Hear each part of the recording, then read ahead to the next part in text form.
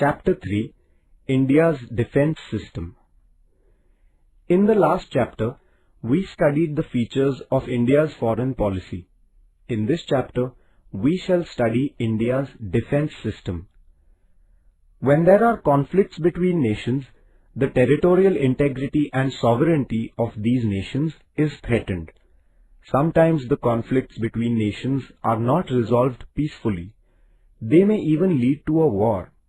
Therefore, it becomes very important to protect the unity and sovereignty, even the very existence of one's country. For this purpose, every nation has to maintain well-equipped armed forces. The paramilitary forces also have to be kept ready to complement the armed forces. It is imperative that the machinery that takes care of the country's defense must be modern and up-to-date. These measures constitute the national defense. The protection of a country is the responsibility of its government, and it is the responsibility of the citizens to participate in it. If the defense system of a country is strong, it provides a conducive atmosphere for the development of the country. The nature of India's defense system. The Indian defense system includes the armed forces and other organizations related to defense. The Indian military consists of the Army, Navy and Air Force. The headquarters of each of these three forces are in New Delhi. The President of India is the head of the Indian Armed Forces. He or she is the Commander-in-Chief of all the three forces, namely the Army, the Navy and the Air Force. The Prime Minister decides the defense policy in consultation with the Cabinet. Since defense as a subject falls in the Union list, the Union government has the authority to take decisions regarding security issues. The Ministry of Defense of the Union government carries out all functions relating to the security of the nation.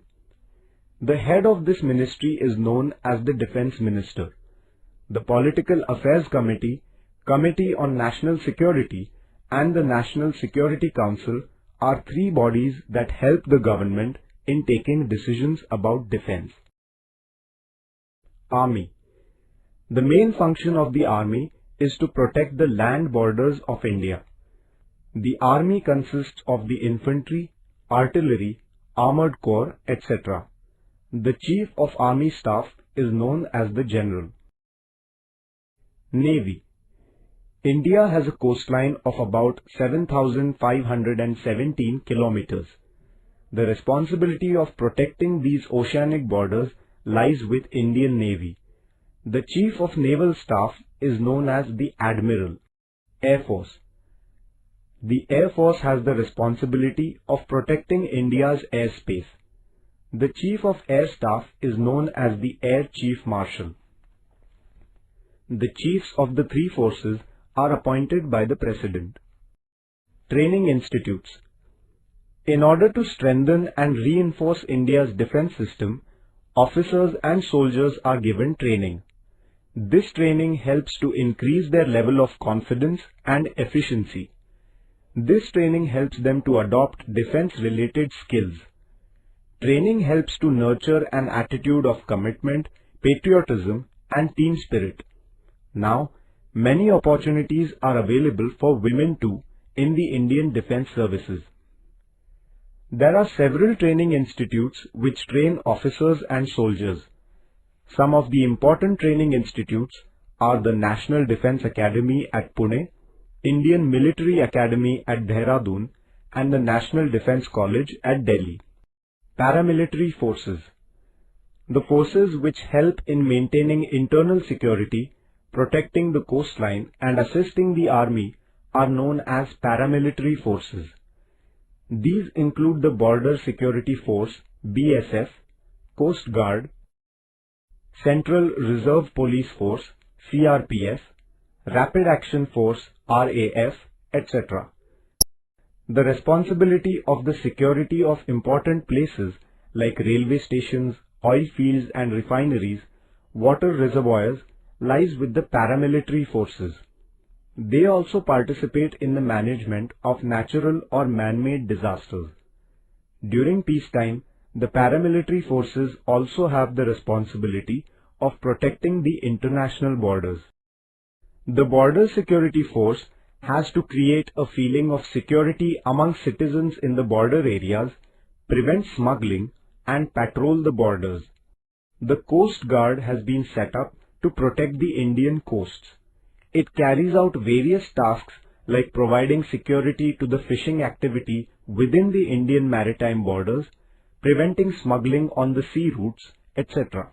The Central Reserve Police Force helps the administration in different states in maintaining law and order. Whenever there is a threat to the nation due to bomb blasts, strikes, etc., the Rapid Action Force quickly moves in and brings normalcy to the lives of the people. The National Cadet Corps has been instituted to imbibe discipline and motivation for military training among the students in the country. Boys and girls from schools and colleges can join the NCC. Home Guards. The Home Guards organization was raised in the pre-independence period. Citizens can join the Home Guards to assist in the defense of the nation. Any person in the age group of 18 to 50 years can join the Home Guards. The Home Guards have to execute several tasks. They join hands with the police in maintaining public security, providing essential services like supply of milk and water during riots or strikes, regulating traffic, helping people during natural calamities like earthquakes, floods, etc. Citizens and defense. Air raids and missile attacks during wars can devastate entire cities. Transport routes, bridges and dams are destroyed. As a result, civic life is disrupted. At such times, citizens should not panic.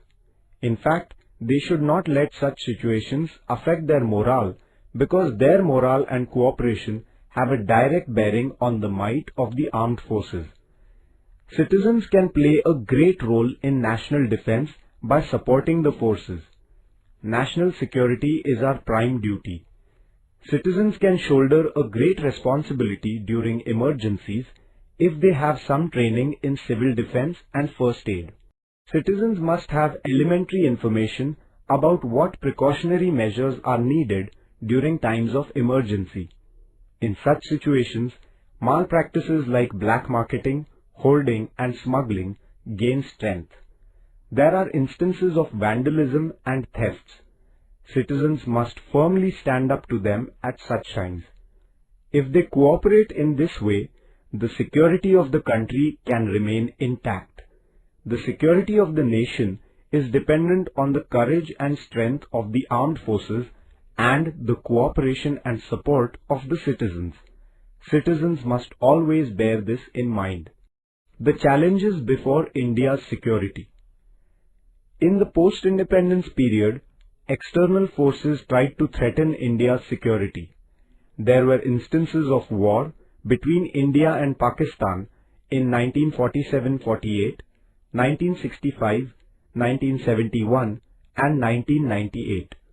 In 1962, China had attacked India. Even today, there are many disputes between India and Pakistan. For example, the Kashmir issue, water sharing dispute, the problem of infiltration, etc. The border dispute with China is a challenge to India's security.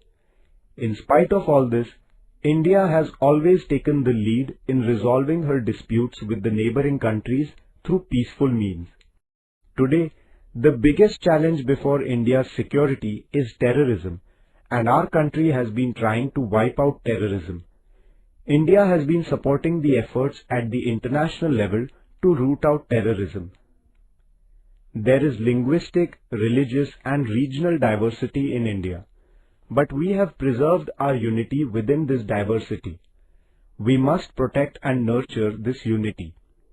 As a citizen, it is our duty to ensure that while protecting our religious and regional identity, there will be no threat to the unity and integrity of the country.